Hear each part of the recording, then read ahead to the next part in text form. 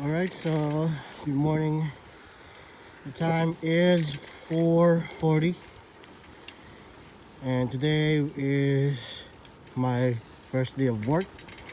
So let's pray na maging maganda ang performance ko at magustuhan nila ako. So thank you so much. God bless. Have a good day for you now and forever.